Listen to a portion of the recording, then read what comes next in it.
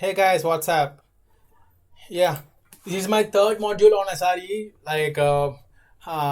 site reliability engineering, and this is like third module. In the previous two modules, I'll explain about introduction to SRE and key features like SLIs, SLOs, and error budget and everything. And in this module, we'll learn about Toil, eliminating Toil and observability. Yeah, if you didn't watch those two videos, I'll post the playlist in my description. You can watch those and you can subscribe to my channel for updates. Yeah, let's get into the course like automating and eliminating toil and observability. Okay, toil, its name itself says the manual effort. And how can we overcome? And how can we overcome with the help of logs, metrics, and alerts? Okay, in the business point of view, in any company or any project, we need to divide the complete SRE thing into three parts. One is like overhead. These everything is like manual task, but we should know what exactly toil and what is not a toil. Everything we are doing manually is not comes under toil. We need to get the toil from our daily life. The first thing is like overhead, which is like meetings with the business, like emailing. These kind of things are not toil. These are like business things, which we'll call as overhead. The next thing is the main thing. Okay, let's come. We'll discuss this in next. First, we discuss strategic. This is also not comes under toil, how our design implementing, like if something happened like grooming or any brainstorming, these things will not come under toil. The main thing is like toil is okay, how can I say the toil? Uh, okay, if the person onboarded person, the newly joined person who came into our into our project, the first thing we need to give the Bitbucket access, and whether he's a developer, we need to give write access to the DB. If it is an automation engineer, we need to give read access to the DB, or like cloud access, only read only, or setuping our like Golang or Java, everything in the system, and onboarding everything to onboard a one person, it costs like almost 1 week to settle to get all the permissions. This everything is manual. Um, we need to complete the process. We need to follow up the process, how by mailing, by communication with messages, everything. So we need to identify which can be toil and how it can be removed. So what is toil? Labor intensive, repetitive, automatable. It can be automatable, but we are not automatable till yet, and it can be repetitive. Suppose if something okay, you're doing a manual. Okay, you're doing some kind of task which can be a which can be which can be automatable, and that task we are using only 6 months in a day. That not comes under toil. Toil is like repetitive. It will happen in your day to day of life, and also it's like labor intensive. And the customer, robot can't do anything. You need to go and you need to manually trigger this one. You need to manually execute this one. You need to manually release the particular thing that comes under that. Those things are called toil. Okay, let's talk about toil. Like a particular ops team. Suppose whatever the production app which we released, which is not responding. Okay, customer is getting too much time, and sometimes customer getting 404 is breaking. Something happened. Customers are very unhappy. Then we need to raise the ticket. From that onwards, we need to raise the ticket by analyzing the logs, and the particular person will log into the server, ops team, basically maintenance team, support team, and and they will check. Okay, this thing. Okay, because of the CPU exceeding, the service got crash.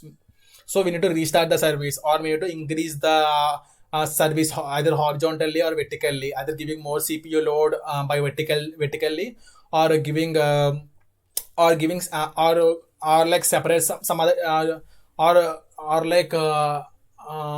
copy of replica of instance like with horizontally.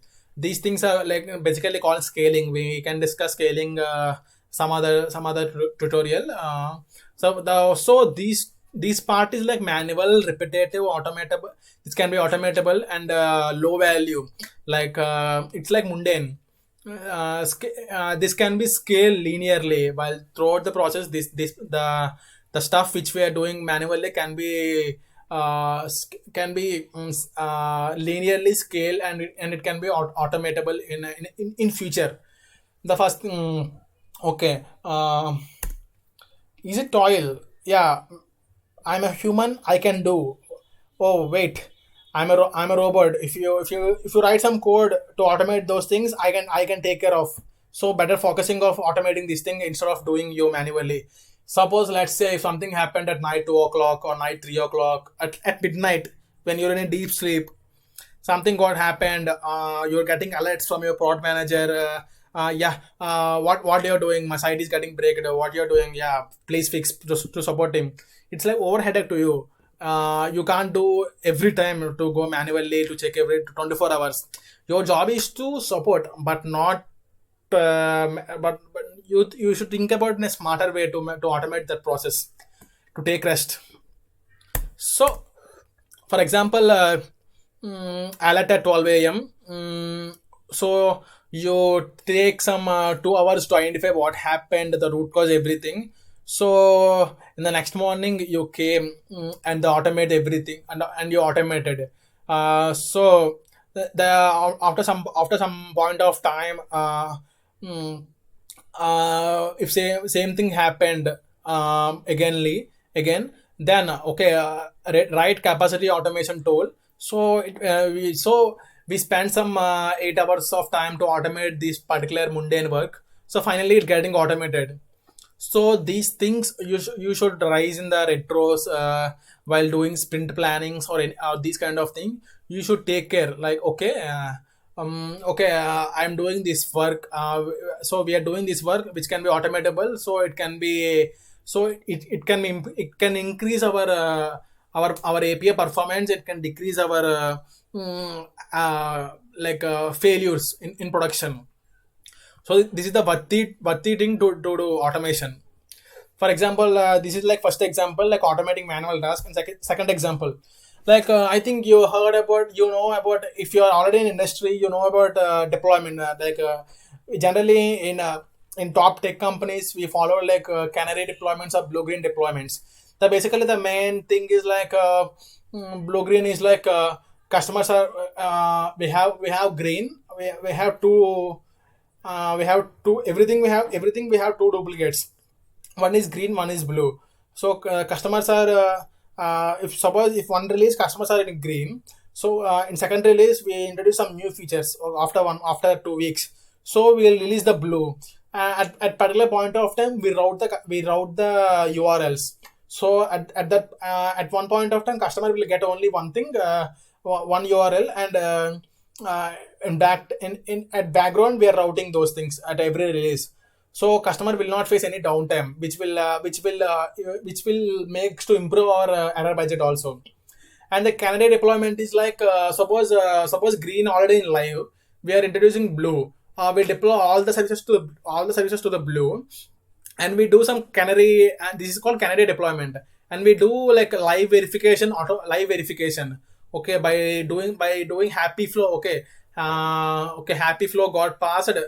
So customers will not face any impact if this product is going to the release. So then we'll change the canary to the blue green deployment after the live verification. So basically, this is like one part, and another part, like canary deployment can be some days, or in some organization can be some few minutes till happy flow, or some other organizations it will be some 2 to 3 weeks, by taking the feedback from customers. So after deployment, the thing is we need to verify. For verification, okay, suppose let's talk about in a banking point of time.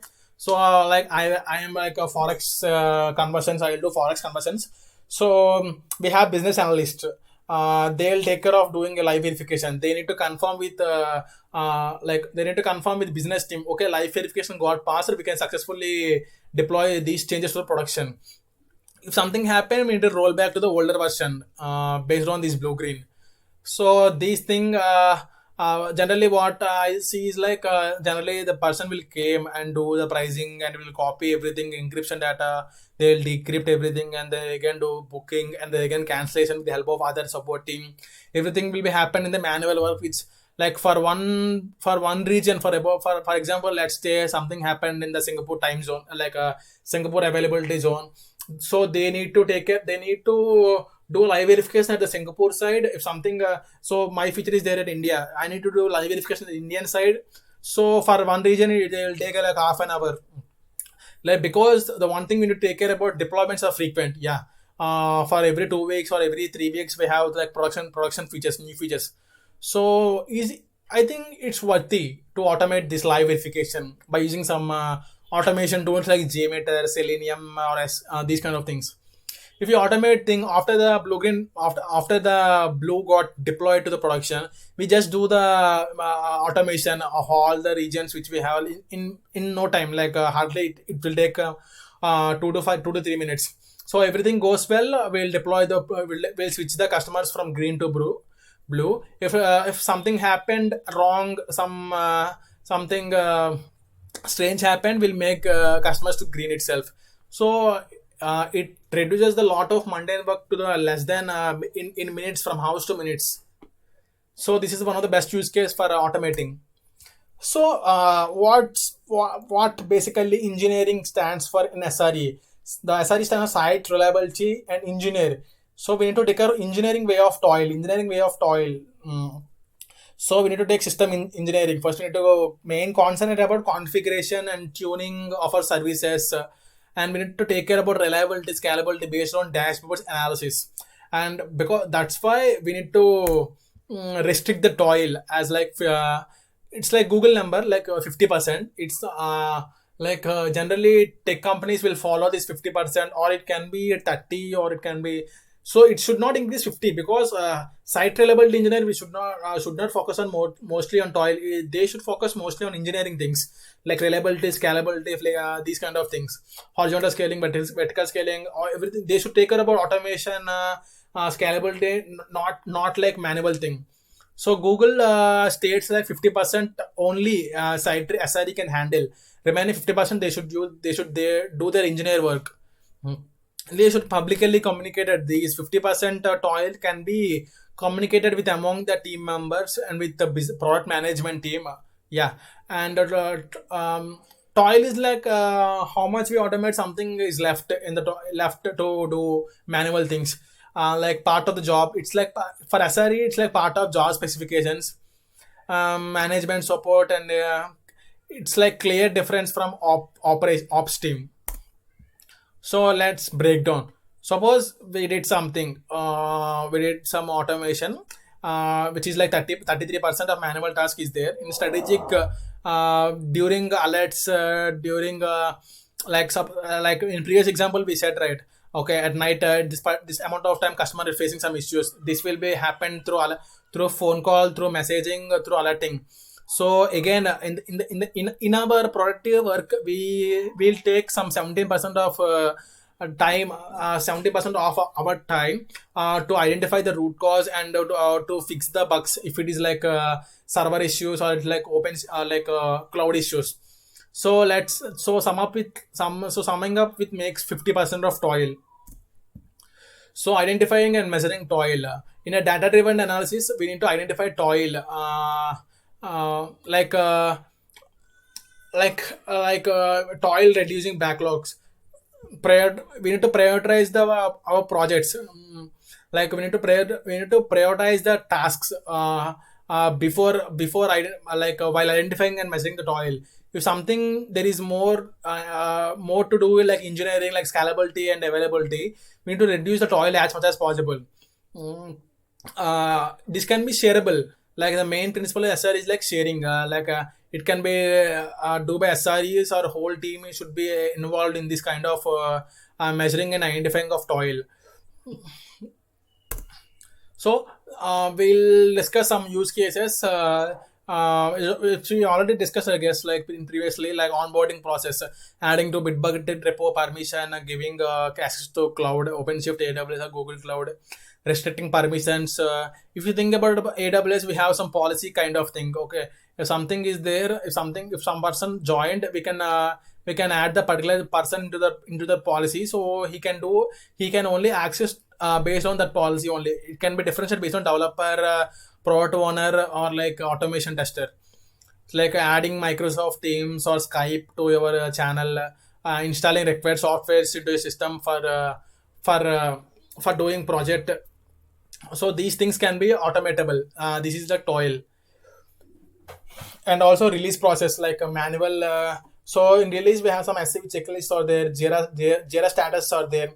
So these can be automatable. And live verification, as we discussed previously, like a happy flow, checking happy flow manually to automatable, and canceling live accounts also automation after it should happen in less than minutes. So we can automate all these things. Okay, one thing we need to take care about is everything to automate. Things to consider when automating Toil. Automation projects like software engineering, support, maintenance, and updates. Okay, this is the main point which I'm stressing. You can listen carefully. Like what things can be automated and what things can we do manually.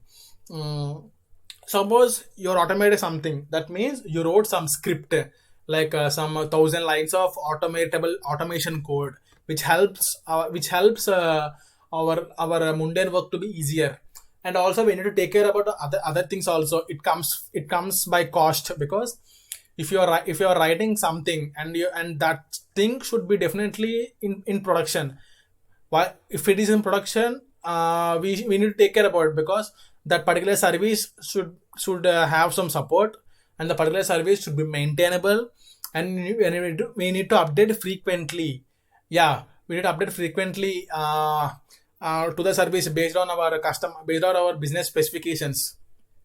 So if suppose there is a in 30 days of time in a month. Suppose let's say you're doing manual task like 5 days repeatedly for every month. Automating that kind of thing is very worthy, because 5 days, which costs a lot of time from SRE to stopping their engineering work. Let's come let's talk about another way. Suppose you automate something which happens yearly once, only 2 days.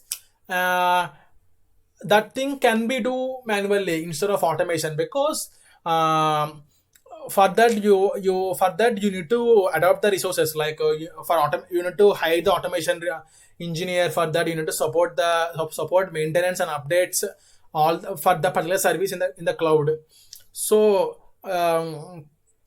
you should basically clear about the cost, the build cost is a toil cost, how much time you want, maintenance, sharing with other teams.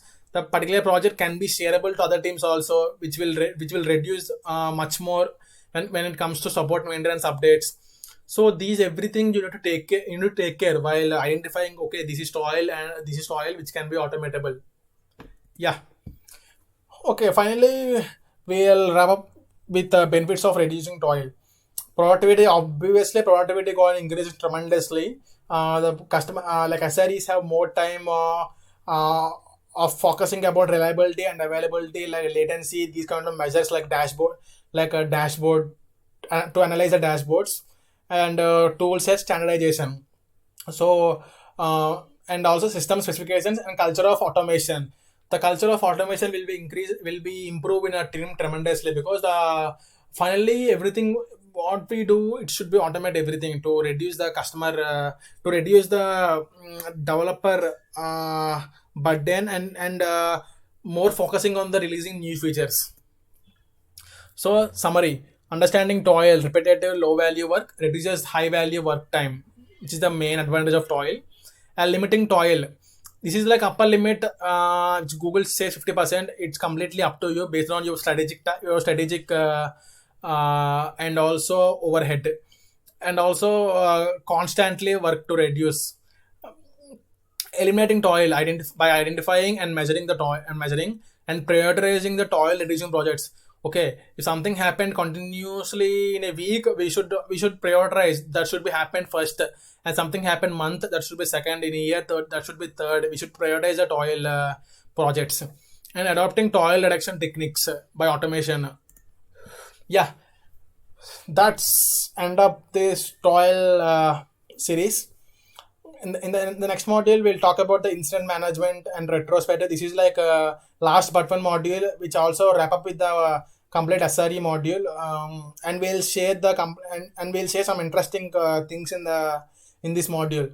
Yeah, if you like this video, please subscribe and thumbs up, and also you can wait for tomorrow for the next video on incident management retrospective and postmortems.